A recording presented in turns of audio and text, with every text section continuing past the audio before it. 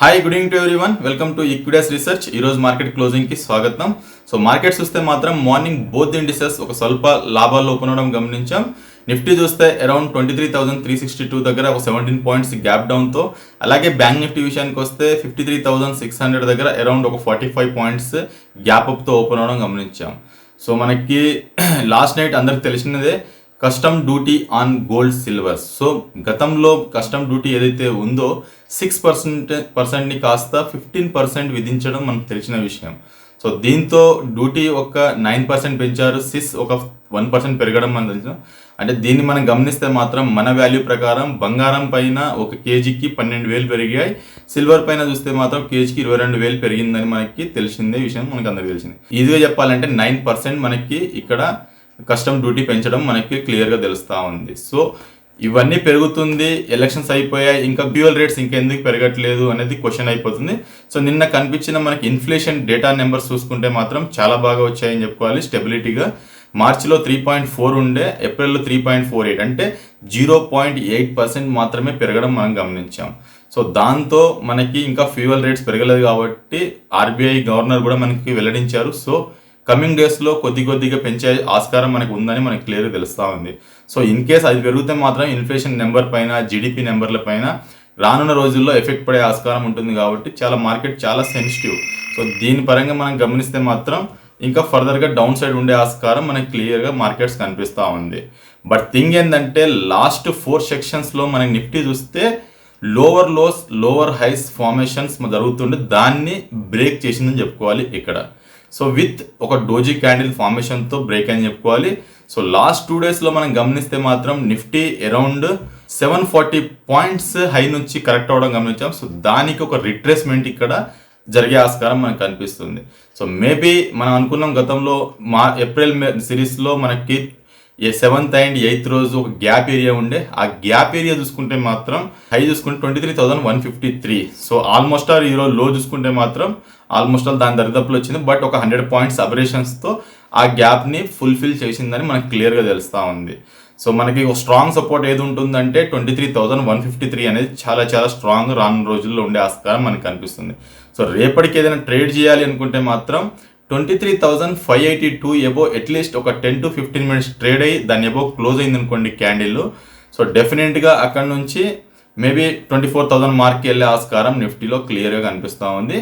So 24,000 above వస్తేనే ఒక long buildup చేయాలి, అదర్వైజ్ ఒక రిస్క్ ట్రేడర్తో ఇక్కడ నుంచి 150 పాయింట్స్ స్టాప్ లాస్ పెట్టుకొని ట్రేడ్ చేయడమే it's a good sign. Maybe ఏదైనా బౌన్స్ వస్తే మాత్రం 24,000 ఆర్ 24,200 దాకా వచ్చే ఆస్కారం నిఫ్టీలో మనకి క్లియర్గా కనిపిస్తూ ఉంది.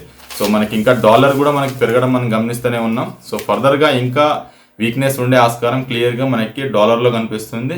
బ్రెంట్ కూడా సేమ్ సినారియోలో రన్ అవుతుంది. సో మేబీ అదొక 100కి వస్తే కానీ ఫర్దర్గా మార్కెట్ ఏదైనా రికవర్ అయ్యే ఛాన్సెస్ మనకి క్లియర్గా కనిపిస్తూ ఉంది.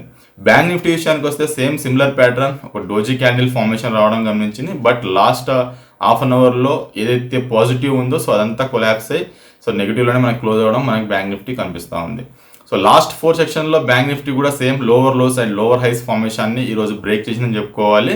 సో లాస్ట్ 2 డేస్లో చూసుకుంటే మాత్రం 1,800 పాయింట్స్ మనకి కరెక్ట్ ఉంది. సో మండే రోజు హై చూసుకుంటే 55,002 దగ్గర ఉండే, ఈ రోజు లో చూసుకుంటే 53,194, అంటే 1,800 పాయింట్స్ మనకి కరెక్ట్ అని చెప్పవచ్చు. ఇది ఒక పుల్ బ్యాక్ ర్యాలీ అని చెప్పాలి. సో ఫర్దర్గా సపోర్ట్స్ రెసిస్టెన్స్కి బ్యాంక్ నిఫ్టీకి ఎక్కడ ఉందా అంటే మనం అనుకున్నాం 7th or 8th గ్యాప్ ఏదైతే ఉందో ఆ గ్యాప్ 52,778. సో ఆ గ్యాప్కి ఇప్పుడు చూస్తే మాత్రం 400 పాయింట్స్ అబరేషన్స్లో ఉంది. సో మేబీ ఆ 400 పాయింట్స్ ఫుల్ఫిల్ చేస్తేనే ఆ గ్యాప్ని ఫుల్ఫిల్ చేసిందని చెప్పుకోవాలి. అదర్వైజ్ మళ్ళీ పైకి 20 DMA దాకా ఒక హడల్ ఇచ్చేసి మళ్ళీ ఫ్రిజిల్ అవుట్ అయ్యే ఆస్కారం కూడా బ్యాంక్ నిఫ్టీలో కనిపిస్తుంది బోత్ ఇండిసెస్లో. సో కమింగ్ డేస్లో సపోర్ట్ చూసుకుంటే మాత్రం బ్యాంక్ నిఫ్టీకి 52,778 దగ్గర ఒక స్ట్రాంగ్ సపోర్ట్ కనిపిస్తుంది. హయ్యర్ సైడ్ రెసిస్టెన్స్ చూస్తే మాత్రం 54,103 చాలా హడల్ కనిపిస్తుంది. సో మేబీ రేపు ఏదైనా ట్రేడ్ చేయాలనుకుంటే మాత్రం లాంగ్ సైడ్లో 54,103 ఎబో అట్లీస్ట్ ఒక 5 మినిట్స్ ట్రేడ్ అయ్యి దాని ఎబో క్యాండిల్ క్లోజ్ అవుతే మాత్రం డెఫినెట్గా అక్కడ నుంచి సో మేబీ 55,080, అది 20 DMA బార్ వాల్యూ కాబట్టి అక్కడ దాకా వెళ్ళే ఆస్కారం బ్యాంక్ నిఫ్టీలో క్లియర్గా కనిపిస్తుంది. సో విత్ రిస్క్తో ట్రేడ్ చేయడమే ఇట్స్ ఎ గుడ్ సైన్, ఎందుకంటే బ్యాంక్ నిఫ్టీలు కూడా చాలా కాషియస్గా ఉండాలి. సో మేబీ ఏదైనా ఫర్దర్గా డౌన్ సైడ్ వస్తే ఆ గ్యాప్ని ఫుల్ఫిల్ చేసినాక మళ్ళీ సినారో మారుతుంది.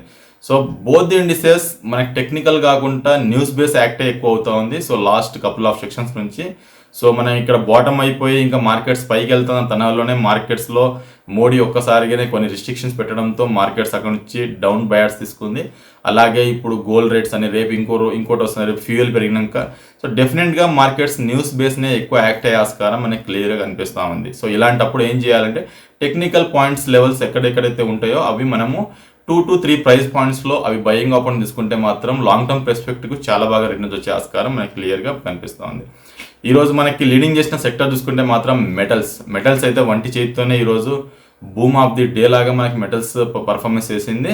సో దాని తోడుగా private banks, oil and gas, consumer durables లాంటి సెక్టర్స్లో మంచి లాభాలు అనేది మనం ఈరోజు చూడగలిగాం. సో నిన్న ఏదైతే మనం చూసినాం ఐటీ అండ్ ఆటో స్పేస్ ఈరోజు అండర్ పెర్ఫార్మెన్స్ అని చెప్పాలి. ఐటీ అయితే మనం అనుకున్నాం సో 3 years లోని ఈరోజు బ్రీచ్ అయిపోయింది నిన్నటి వరకు. సో ఈరోజు కొంచెం రిట్రేస్మెంట్ వచ్చింది కానీ బట్ అంత అప్ టు ద మార్క్ రాలేదు. సో మనకి మెటల్ స్పేస్లో చూసుకుంటే మాత్రం సేల్, ఎన్ఎండిసి, వేదాంత, నాల్కో, టాటా స్టీల్ లాంటి స్టాక్స్లోనే ఈరోజు లాభాలు ట్రేడ్ అయ్యాయి. నష్టాలు చూసుకుంటే ఒక్క స్టాక్ లేదు. ప్రైవేట్ బ్యాంక్స్లో చూసుకుంటే మాత్రం IDFC first bank, Kotak bank, SBI bank, RBL, HDFC bank లాంటి స్టాక్స్లో లాభాలు ట్రేడ్ అయ్యి. నష్టాలు చూసుకుంటే మాత్రం ఫెడరల్ బ్యాంక్, ఐసిఐసిఐ బ్యాంక్ స్టాక్స్లో ఈరోజు నష్టాలు ట్రేడ్ మనం గమనించాం. టెక్నాలజీ స్పేస్ చూసుకుంటే మాత్రం ఎంపసిస్, పర్సిస్టెన్స్ లాంటి స్టాక్స్లో లాభాలు ట్రేడ్ అయ్యి. నష్టాలు చూసుకుంటే మాత్రం ఇన్ఫోసిస్, టెక్ మహేంద్ర, విప్రో, మైంట్రీ, కోఫోర్స్ లాంటి స్టాక్స్లో ఈరోజు నష్టాలు ట్రేడ్ మనం గమనించాం.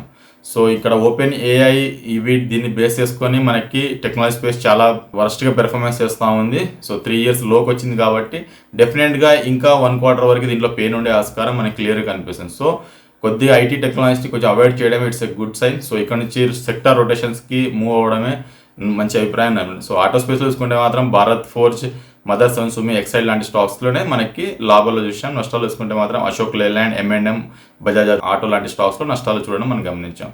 సో ఇంపోర్ట్ డ్యూటీ దానిపైన చూసుకుంటే మాత్రం టైటాన్ చూస్తే మాత్రం 200 DMA సపోర్ట్ తీసుకొని 3,985 నుంచి 4,100 అంటే 1% మంచి రికవర్ వచ్చింది లో నుంచి చూసుకుంటే మాత్రం. కళ్యాణ్ జ్యువెలరీస్ కూడా అంతే. సో 340 నుంచి 360కి మంచి రికవర్ రావడం కానీ సో ఇంకా మైనస్లోనే ఉంది 0.72%లో. సెన్కో గోల్డ్ కూడా అరౌండ్ 5% ర్యాలీ చూసాం. 302 నుంచి అరౌండ్ 329 దాకా ఈ స్టాక్ పెరగడం మనం గమనించాం. సో నిన్నటి పాజిటివ్ రిజల్ట్స్ రియాక్షన్ చూసుకుంటే మాత్రం burger paint 5% rally, Dixon 3% rally, Texmo rail around 9% rally లాంటి స్టాక్స్లో మనం చూడగలిగాం. నెగిటివ్ రియాక్షన్ ఎర్నింగ్ సీజన్ చూసుకుంటే మాత్రం టోరెంట్ పవర్ 7% డౌన్, కోచాన్స్ లైఫ్ చూస్తే మాత్రం 5.6% డౌన్, టాటా పవర్ చూసుకుంటే మాత్రం 2.5% డౌన్లో ట్రేడ్ అవ్వడం గమనిస్తున్నాం. So news maker stocks Pine Lab stock అయితే అరౌండ్ 10.5% డౌన్లో ట్రేడ్ అవుతుంది. ఫెడరల్ బ్యాంక్లో 2.5% డౌన్లో ట్రేడ్ అవ్వడం మనం గమనిస్తూ ఉన్నాం. సో 52 weeks హై చూసుకుంటే మాత్రం సేల్ 193 దగ్గర ట్రేడ్ అవుతుంది, 10% ర్యాలీ. సో మేబీ ఏదైనా డిప్ వస్తే మాత్రం 162 to 148 లెవెల్ మంచి బయింగ్ ఆపర్చునిటీ ఉంటుంది ఈ స్టాక్కి. సో అక్కడ నుంచి ఫర్దర్ ర్యాలీ చూస్తే మాత్రం 226 to 250 దాకా వెళ్ళే ఆస్కారం సేల్ లాంటి స్టాక్స్లో కూడా కనిపిస్తూ ఉంది. సో MCX కూడా ఆల్ టైమ్ హై 52 weeks హైని బ్రేక్ చేసి సో మళ్ళీ మార్కెట్ క్లోజింగ్ టైం కల్లా ఆ స్టాక్ చూస్తే మాత్రం ఫ్లాట్గా అయింది. సో మేబీ ఏదైనా ఆపర్చునిటీ వస్తే మాత్రం ఇక్కడ నుంచి 3 to 5% ఒక హై పోర్షన్ తీసుకోవచ్చు. సో మార్కెట్స్లో చాలా కాషియస్గా ఉండాలి. న్యూస్ బేస్ ఎక్కువ యాక్ట్ అవుతుంది కాబట్టి డెఫినెట్గా మార్కెట్స్లో స్టాప్ లాస్తో ట్రేడ్ చేయడమే ఇట్స్ ఎ గుడ్ సైన్ నా అభిప్రాయం. That's all for today. Thank you for watching Equidious research.